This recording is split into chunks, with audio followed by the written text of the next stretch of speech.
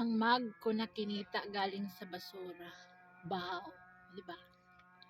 Gusto ko na mas malaki pa nito. Tsaka yung hinigop ko. Gatas ng kalabaw with Lipton tea powder, kunting sugar.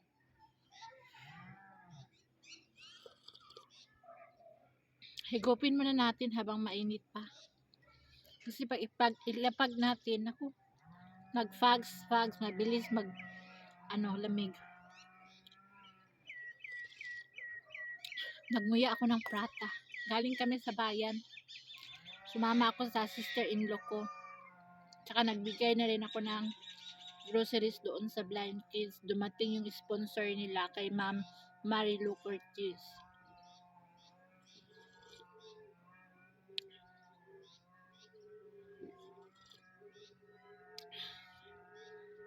Ubusin ko muna yung ko guys, yung kape. Kasi ang sarap humigop ng mainit.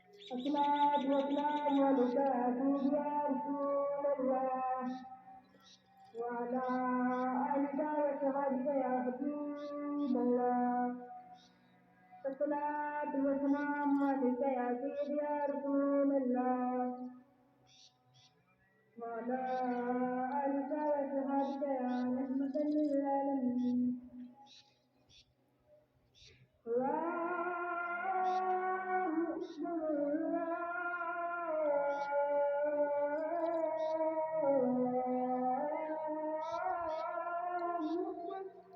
Alam niyo guys, ganun, marunong si Sammy mag-lead ng prayer na ganun.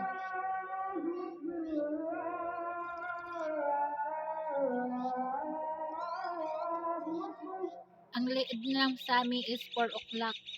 Ngayon 6 o'clock na.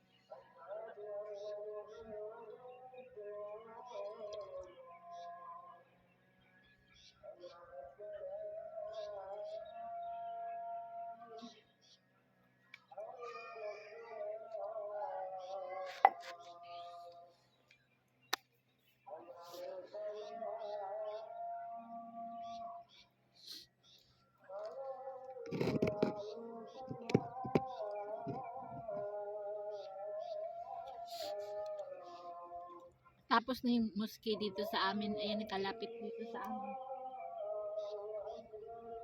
Ang mosque dito sa amin, kalapit lang siya. Kalapit. Maraming mosque dito sa amin. 1, 3, 4, mga 5. Kalapit sa amin. Baka sa atin pa simbahan. So yun. Our topic for today is may kinasal na naman dito sa amin, babae.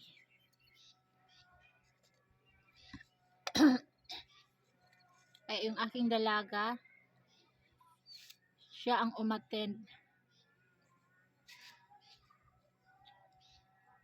Kapag may kasal dito, mag-absent din siya, a-attend yan siya ng kasal. Pag ano lang, pagka-close friend ng family or kakilala masyado, ganyan. Pero pag malayong-malayo ang kasalan, hindi yan siya pupunta. Sa amin kasi walking distance lang, 2 minutes lang. 2 to 3 minutes lang. Alam nyo kung may kasalan, pinapupunta namin si Bilal. Kung di si Bilal, si Ilyas. Kung di si Ilyas, si Myra. Bawat family talaga yan dapat may pupunta. Isa or dalawa, depende kung ilan ang pinapapunta. Pag maliit lang na kasalan, mga isang member of the family lang, ganun. Pag malaki ang kasalan, pwede kayong whole family pupunta kayo dun para makakain lahat. So yun, si Myra ang pumunta, kaya alam na alam ni Myra yung mga make-up, yung isusuot ng mga kasalan. Memorize ni Myra yan, pati sa mga make-up. Pinagmamasdan ni Myra mabuti. Yung ano, yung bride. Yung damit. Yung ano. Shout out pala kay Ma'am Bilin. Wala ka bang balak paaralin si Myra ng college? Kay Ma'am Bilin, meron naman, syempre. Lahat naman tayong mga magulang, yan ang wish natin, di ba, para sa ating mga anak. Yung hindi nila maranasan yung naranasan nating hirap sa buhay. Yung gusto natin makapagtrabaho sila na maganda, office, yung kahit mga sa mall, yung mga ganyan, tindera, sales lady, mga ganyan ba. Pero maliit pa si Myra ngayon, mag-ano pa si Myra, mag grade 9 pa si Myra sa pasukan. Sa ano guro, March. Oo. Kasi mga sis, meron silang ano dito, meron silang, kapag kinakasal, ano bang tawag ni, sa at community ba yun? Sa atin, paluwagan ba, ganyan? Oo, pag kinakasal, magbayad isang pamilya ng 500.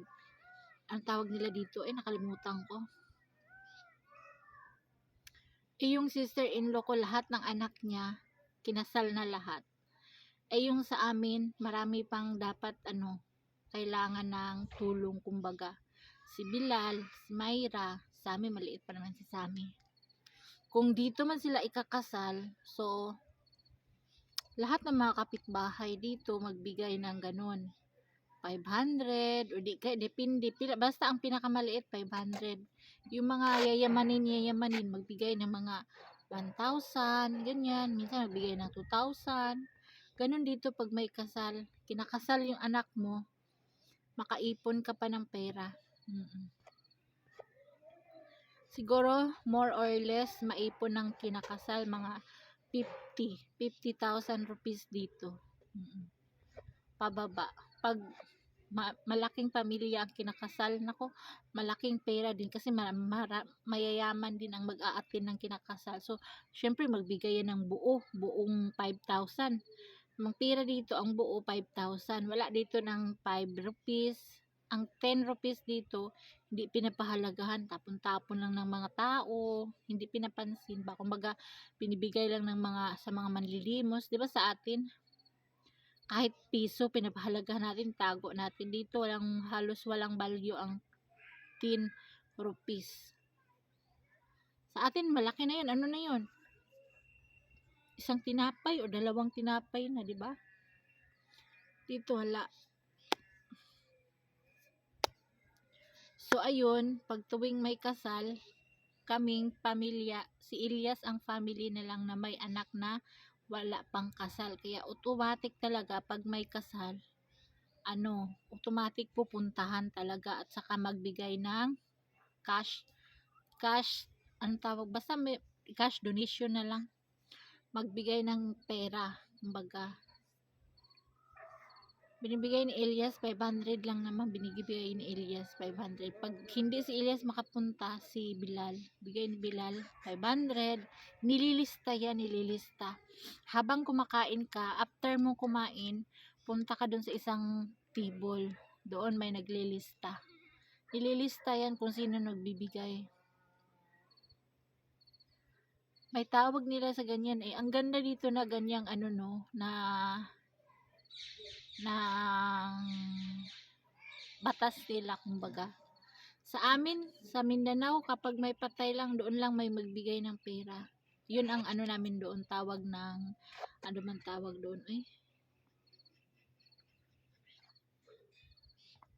nakalimutan ko sa Bisaya.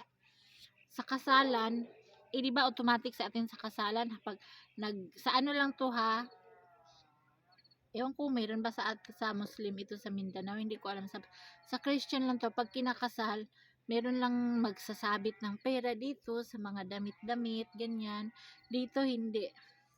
Ang ganda dito kasi uupo yung bride. Ang laki na malilikom nilang pera kasi doble. Uupo yung bride and groom dito magkatabi. Merong chair dito dalawa sa katabi ng groom at saka bride.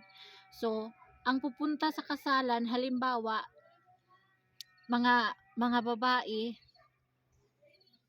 uupuin dito dalawa. So, magbibigay sila ng 1,000 sa bride, 1,000 din sa groom.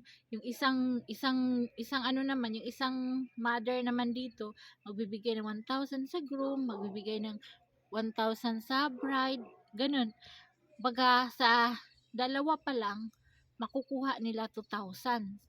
2,000 sa isang babae pa lang na kapitbahay. So, ang laki na makukuha nila, guys. Meron pa yung meron pa yung community. Meron pa yung pag-upuan ng bride, anong tawag yun, bigayan ng pera. Basta ang saya dito pag kinakasal, ganun. Kasi makaipon ka talaga ng pera. Yun. Kaso ang ano nga lang dito, ang catering, mahal. Catering ng pagkain, yung mga stage, yung mga flower arrangement, yung mga ganun, doon mapupunta ang ano. Kaya pag-iipunan talaga dito ang kinakasal. Sa bahay ka kinakasal, makaless ka. Kasi dyan lang, dalhan ng catering isang truck, kasama na yung mga upuan, table, mga plato, baso, mga stainless, yung mga ganyan. Pero pag pupunta ka sa marriage hall, isang tao doon 1,000 or 1,500 per head ang kwentada kapag mayaman ang kakasal, kasi doon sa marriage hall, yung malaking hall. Nakakita na kay dati, di ba, yung may mga ang laking building, pasok lahat doon, iba lalaki, iba babae, ganun pag kinakasal.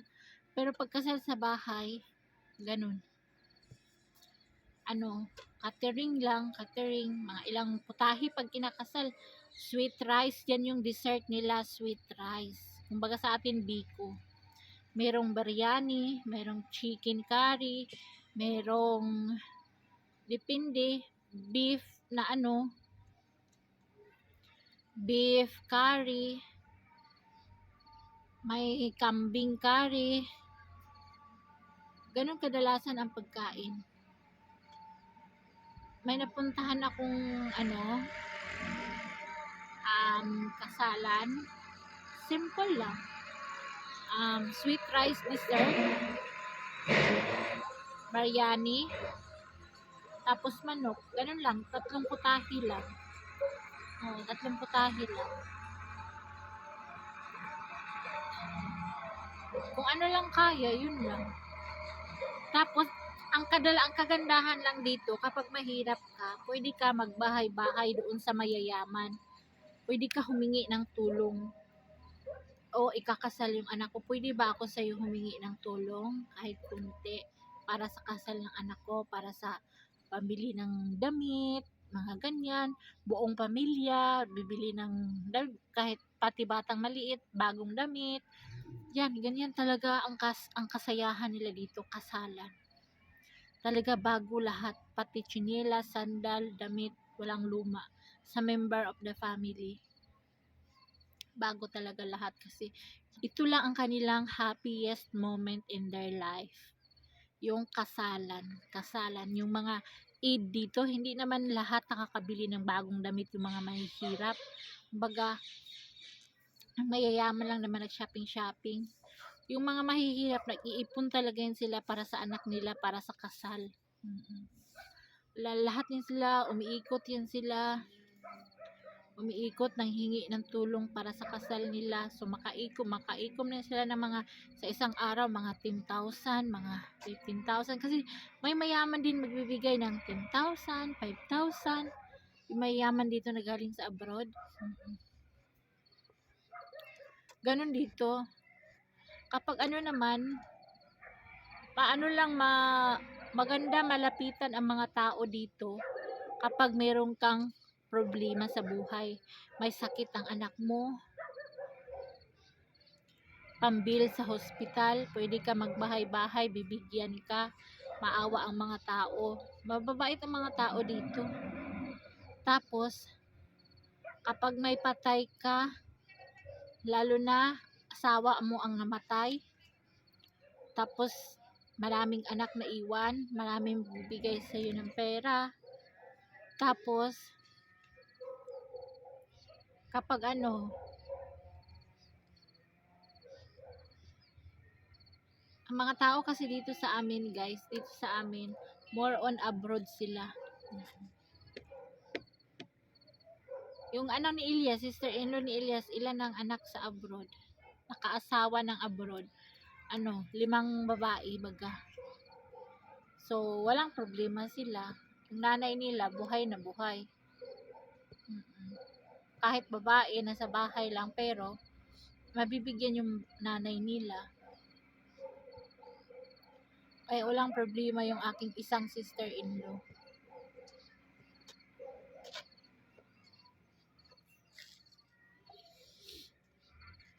Ayun na guys, dito maganda yung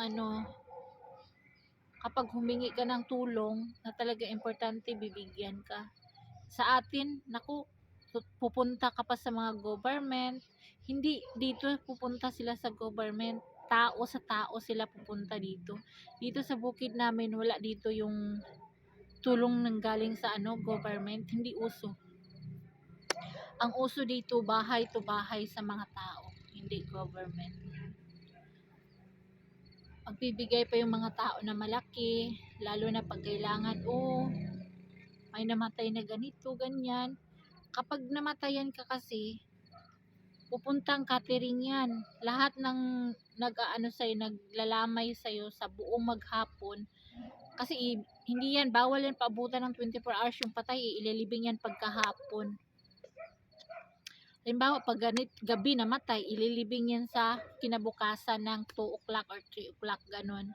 So, after maglamay yung mga tao, may catering yan. Pagkain na, baga karni, meron naman, beans, dal, munggo, ganyan, partner sa chapati. After ilibing, kainan na yung, ipapakainin na yung mga naglalamay. So, yun, ang catering na yun, magkano yung catering na yun, nasa mga 30 pababa yung pag mahirap. Pero pag mayaman, maabot ng 100,000 pataas. Kasi special din ang food. Depende kung ano yung request mo na food. Kapag mahirap, nasa lang yan, nasa mga beans lang, curry, malaking kaldero, beans na Pag mayaman, may request yan sila. Meron yan silang dessert, meron silang ganito, ganyan. Sila magre-request kapag may patay. So, yun. Pag may patay, may catering, pakainin lahat ng tao before pauwiin. Ganun. Ganun ang maganda dito. Kaya dati, maliliit pa lang yung mga anak ko. I did not forget. I always remember pag mayroong patay. Hanggang ngayon naman, kapag may patay, kapag dati pa maliit pa yung mga anak ko, si Bilal kasing laki pa ni Sammy before. Uy, Bilal, may patay doon, pumunta ka doon, lakaw na, doon ka kumain, ganito, ganyan. Si Bilal, takbo yan, si Bilal. So, yun, sa amin maliit pa, hindi pa marunong maliit pa yun. So, yun, takbo yan si ano, Bilal talaga, ganun pag ganapan namin pag may patay, ala, puntayan siya doon, di pa rin siya marunong magmotor, lakad din siya mag-isa galing sa school, may patay doon, ito, ganyan, masarap sigurong ulam doon, Bilal, karning kambing, ganyan, baka puntayan siya doon, pag uwi niya, mama, busog na ako, oo, anong ulam kinain mo? Sus, mama, kambing, mama, sabi niya ganun ni Bilal, kambing, masarap, mama, di busog na busog ako. Yun, ganyan. Tapos, meron namang ano, may patay pag dating ng mga ilang araw niyan, I think 3 days or 4 days baga ang ano, ang tawag nila khatam. Dito sa doon sa atin is yung ano bang tawag sa Bisaya, Tagalog niyan eh. Basta meron yan, di ba? After libing mga ilang araw may padasal. O may padasal na naman, doon na naman takbo na naman si Bilal galing sa school. Abusog na naman daw siya. Sabihin mo, Bilal, kain na. Anong ulam? Pagtingin niya sa mesa, beans man. Pagtingin niya sa mesa, potato curry. O di kaya, andak, egg curry. Isnab yun si Belle. Sabi niya, hindi ako kain, busog na ako doon sa ganun, sa may patay. Busog na daw siya doon siya galing. So ngayon kay malaki na si Bilal, 18 years old na, nahihiya na siyang pupunta sa mga ganyan-ganyan. Kapag invited lang sa kasalan, pero pag sa patay, automatic yan, puntahan mo. Walang invited sa patay, talagang automatic. Kahit may trabaho ka, i-stop mo yung trabaho mo, lahat i-stop yung trabaho nyo, punta kayo lahat doon sa patay. Ganun dito mga sis, yun ang maganda. Di ba sa atin, kapag mahirap ka na may patay ka, lalangawin ka. Ang anuhin lang sa'yo, yung magsusugal lang ang dadamay sa'yo, yung magsusugal dyan, yung mga ganyan, yun ang ano sa atin, di ba? Kapag may patay, dito hindi. Mahirap man o mayaman, tigil ang trabaho, punta doon makipaglibing. Yun ang maganda dito. Lalamayan ka kahit hindi mo kilala. Yun ang magandang ano dito, baga samahan nila, kumbaga samahan sa patay man, sa kasal man, or may problema ka man, tutulong ang mga mayayaman. Kami, ano ba yung namin, pagsubok namin, yung na-hospital si Elias na 1 buwan, kami noon, nung na-stroke siya dati, nakahingi kami ng tulong sa mga yaman, at saka yung si Myra na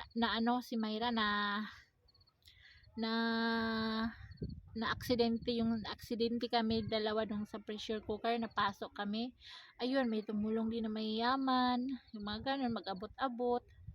Yun lang maganda sa ano dito. So ito na mga sis, alam nyo madilim na sa likod ko, pero sa cellphone ko maliwanag pa. Oo, madilim na, oy, ayan, oy, yung mga puno-puno, hindi ko, madilim na talaga sa cellphone kay maliwanag pa. Hoy guys, thank you for watching. Salamat. Sana next time samahan nyo ako sa aking buhay second wife dito sa Pakistan. Thank you for watching. God bless.